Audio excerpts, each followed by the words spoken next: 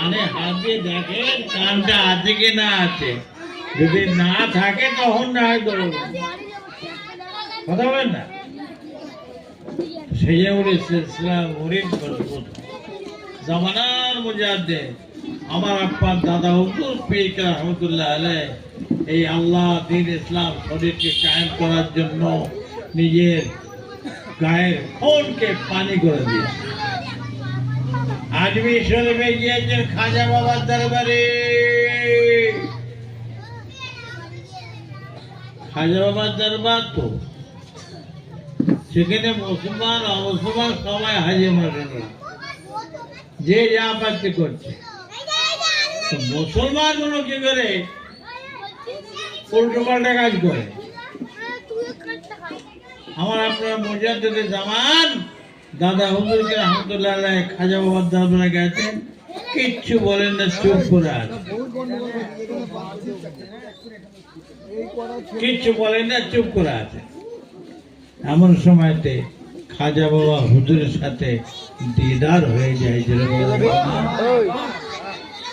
খাজা বাবা বলছেন, বাবা আবু বকর, ও বাবা আবু বকর, তোমাকে আল্লাহ জামানার মুজাদ্দিদ করেছেন, আর আমার দরবারে এই কবর সেজদা, কবরে ফুল চড়ানো, চাদর চড়ানো, বেদাত বেশারা কাজ চলতে লেগেছে।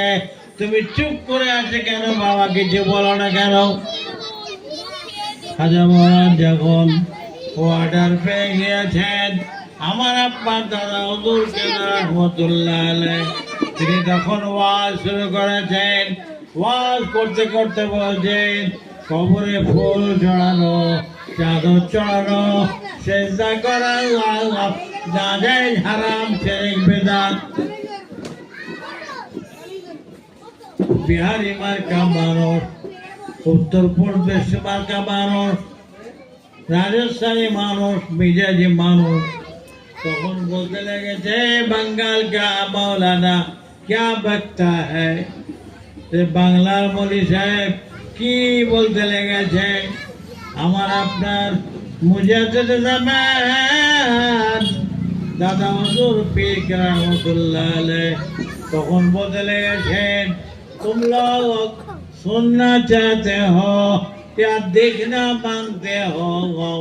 যদি দেখতে চাও সব চক্ষু বন্ধ করে ফেলো, দেখনা মানতে হো আঁখ বন্ধ করো। সবাই তখন হাজারে হাজারে